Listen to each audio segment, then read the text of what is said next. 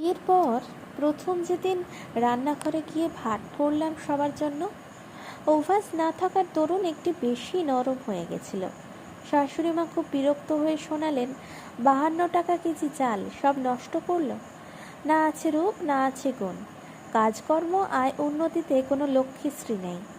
বাবুর কী দেখে পছন্দ হলো ভগবানই জানেন।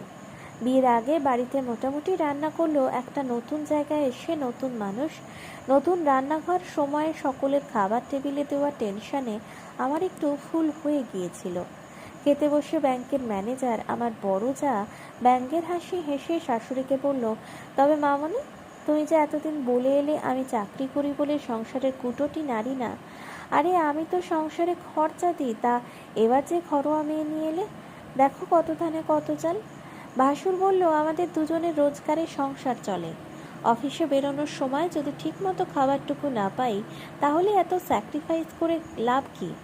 মিমি তো কবে থেকেই ফ্ল্যাটে উঠে যাওয়ার কথা বলছে, এত কম্প্রোমাইজ কিন্তু করা যাবে না, বলে দিলাম। ননদ বলল, কেন মা, রান্নাটা তো তুমি এতদিন তুমিই করতে, ঘোড়া থেকে খোড়া হয়ে গেলে নাকি? শাশুড়িমা কাঁদো কাঁদো মুখ করে সবার গ্লাসে জল দিতে দিতে বললেন, সকাল সকাল সংসার আলাদা হওয়ার কথাবার্তা এ বাড়িতে আগে কখনো হয়নি, কি যে অলক্ষ্মী আমার কপালে এসে জুটল কে জানে। আমি ছুটে নিজের ঘরে চলে এলাম, খাটের উপর বসে অঝরে কাঁদছিলাম। কোনোদিন অলক্ষণের শব্দটা শুনতে হবে স্বপ্নেও ভাবিনি। বাবা মায়ের বড্ড আদরের মেয়ে ছিলাম। আমাদের সংসারে অভাব ছিল, কিন্তু তাদের ভালোবাসায় কোনো টানাটানি ছিল না। মনে পড়ছিল মায়ের কথাগুলো। মা সবসময় বলতো, সংসার অত সহজ জিনিস নয় রে মোনা, তুই যতই ভাবিস আমি যত্ন করে সেবা করে সবার প্রিয় হয়ে উঠব, অত সহজে কারো মন পাবি না রে, এটাই নিয়ম। বরং ভালো করে পড়াশোনাটা কর, নিজের পায়ে দাঁড়া, সবসময় জানবি টাকার কাছে সব তেতো মিষ্টি হয়ে যায়। আর বাবা মায়ের চেয়ে বেশি ভালোবাসা কোথাও কারোর কাছে পাবি না, সে যত ভালো মানুষই হোক। সে সময় মায়ের কথা ভালো লাগেনি। সুমনের সঙ্গে 5 বছরের সম্পর্ক, একটা কোম্পানিতে চাকরি পাওয়ার জন্য গুজরাট চলে যাওয়ার আগে ও বিয়েটা সেরে ফেলতে চাইছিল। এতদিনের সম্পর্ক বলে আমিও কেরিয়ারের চিন্তা জলাঞ্জলি দিয়ে বিয়েতে মত দিলাম। বাবা মা কারোরই এই মুহূর্তে বিয়েতে ইচ্ছে ছিল না। দুটো কারণে অমত ছিল সুমনের মায়েরও। এক, আমার গায়ের রং কালো বলে, দুই, আমার কোনো উপার্জন নেই বলে। বিয়ের দুদিনের মাথায় সুমন চলে গেল গুজরাট। আবার 3 মাস পর আসবে। যার হাত ধরেই সদ্য বিয়ে হয়ে এলাম, সে চলে যাওয়ায় একেবারে একা হয়ে গেলাম আমি। শ্বশুরবাড়ির বাকি সবাইকে আঁকড়ে ধরার চেষ্টা করলাম, কিন্তু দেখলাম বড় যা ভাসুর অহংকারে নিজেদের মতো থাকতে পছন্দ করে। প্রায় সমবয়সী ননদও আমাকে এড়িয়ে চলে। ঘরোয়া ছোট বৌদির চেয়ে চাকরি করা বড় বৌদিকে তোয়াজ করে চলা তার কাছে বেশি লাভজনক বলে মনে হয়। শাশুড়ি মা তো একেবারেই পছন্দ করেন না আমাকে। একমাত্র নিরীহ শ্বশুরমশাই আমাকে খুব ভালোবাসতেন। 2 বছর আগেই সেরিব্রাল অ্যাটাকে একদিক প্যারালাইজ হয়ে যাওয়ায় উনি বিছানা ছেড়ে উঠতে পারেন না। একসময় দাপুটে ইঞ্জিনিয়ার, এখন অসহায় হয়ে হয়তো আমার কষ্টটা বুঝতে পারেন। যাই হোক, আমি কিন্তু জেদ ধরেছিলাম সংসারটা আমি গুছিয়ে করব, আর এই অলক্ষ্মী শব্দটা থেকে অবাদ দিয়ে ছাড়বো শাশুড়িমাকে। কিন্তু ঠিক 7 দিন লাগলো সংসারের নিয়ম কানুন, রান্নার ধরন, পছন্দের খাবার খাওয়ার সময় আর মাল মশলার কৌটো জায়গা বুঝতে। সকাল 10টার মধ্যে সকলের জলখাবার, ভাসুর যা ননদের টিফিন, দুপুরের রান্না, ঘর গোছগাছ সব নিখুঁতভাবে সেরে ফেলতাম। সুমন একদিন ওর মাকে ফোন করে বলেছিল, সব কাজ করতে পারে মা, শুধু নিজে খাবারটা নিয়ে খেতে একদম পারে না, হয়তো ঠিকমতো খাওয়া দাওয়া করে না। তুমি দুপুর আর রাতে অন্তত খাবারটা ওকে বেড়ে দিও।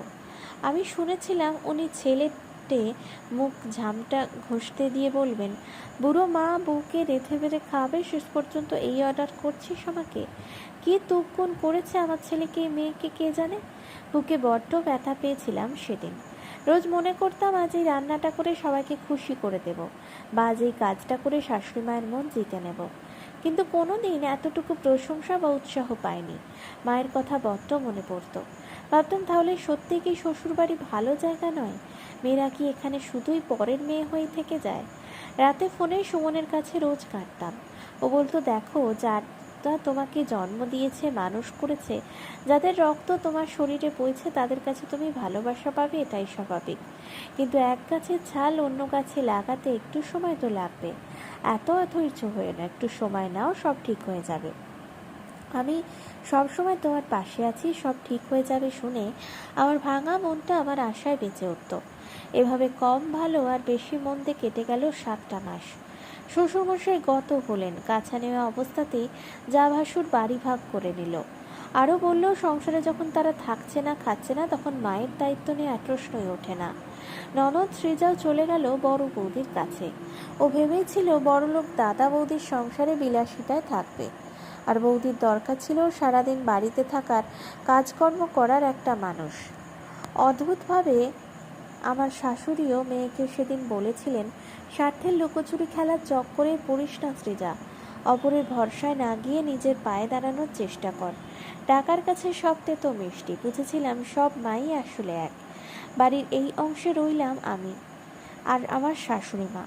সুমন সুমন আমাকে নিয়ে চলে যেতে চেয়েছিল, কিন্তু স্বামীহারা ছেলে থেকে আঘাত পাওয়া পর হয়ে যাওয়া মেয়ের অসহায় মাটাকে আমি ছেড়ে যেতে পারলাম না ওর কাছে। আরও জড়িয়ে ধরলাম মানুষটাকে। মাছ খাওয়াতাম জোর করে, সাদা শাড়ি পরতে দিতাম না, রাতে সঙ্গে নিয়ে বাথরুমে যেতাম। সুমন চলে যাওয়ার দিন সকালে উনি হাউ হাউ করে কেঁদে আমাকে বললেন, তোমার বাবা সবসময় বলতেন বাড়ির লক্ষ্মীকে অবহেলা করো না সরমা, পস্তাতে হবে। লক্ষ্মী বড় চঞ্চলা, কথাটা যে এত তাড়াতাড়ি ফুলে যাবে বুঝতে পারিনি। বাড়িটা আমাকে গিলতে আসে বৌমা, আমায় ছেড়ে যেও না, আমি তাহলে আর বাঁচব না। আমি ওনার হাত দুটো ধরে বললাম, মা আজ কোজাগরী পূর্ণিমা, চারিদিকে এত আলো, এত শাঁ কুলুর আওয়াজ, আর আমি এই মাটাকে অমাবস্যার অন্ধকারে রেখে যেতে পারবো? লক্ষ্মী পুজোর দিন সংসার লক্ষ্মী ছাড়া করবো না, সে আপনি আমাকে অলক্ষ্মী বলুন আর যাই বলুন। উনি মাথা নামিয়ে বললেন, না রে মা, এই গায়ের রং, মুখশ্রী, হাঁটা চলা, মিষ্টি কথা, আয় উন্নতিতে লক্ষ্মীমন্ত এই কথার আদতে কোনো দাম নেই। বিপদের সময়, স্বার্থের সময় এলেই বোঝা যায় কে আসলে রূপে লক্ষ্মী আর কে গুণে সরস্বতী। এই দেখ না, সবাই কেমন দরকারের সময় আমাকে ব্যবহার করে ফেলে রেখে চলে গেল। পেটের ছেলে পর্যন্ত ফিরে তাকালো না একবার। এখন 5টা টাকার জন্য তোদের কাছে হাত পাততে হবে। আমি সঙ্গে সঙ্গে ওনার হাত দুটো ধরে বললাম, আমরা আজীবন সংসারকে ভালোবেসেছি বলে কি উপার্জন করার ক্ষমতা রাখি না মা? সারা জীবন তো রান্নাঘরেই কাটালে, এবার রান্নাঘর থেকেই বাইরের জগৎটা দেখো কত সুন্দর। আজ থেকে আমরা মা মেয়ে মিলে একটা নতুন জীবন শুরু করব। আমি একতলায় নিয়ে গিয়ে রান্নাঘরের সামনে দাঁড় করিয়ে বললাম, আজ থেকে খুলবে আমাদের লক্ষ্মীর ভাণ্ডার হোম ডেলিভারির ব্যবসা। আমরা স্বনির্ভর হব, নিজে উপার্জন করতে শিখব। একটা সেফটিপিন টিপের পাতার জন্য আমাদের হাত পাততে হবে কেন? আর তুমি হবে আমার লক্ষ্মীর ভাণ্ডারের ক্যাশিয়ার। তারপর রিভলভিং চেয়ারটায় বসিয়ে দিয়ে বললাম, এসো মা লক্ষ্মী, বসো ঘরে, আমাদের ঘরে থেকেও আলো করে। সুমনের কথাই ঠিক, এক গাছে ছাল অন্য গাছে লাগা অসম্ভব, কিন্তু দুই ছালই যদি একে অপরে ধরে রাখার চেষ্টা করে তাহলে অটাকে সরিয়ে সবই সম্ভব করা যায়। কলমে পার্বতী, মতো কণ্ঠে দেবশ্রী।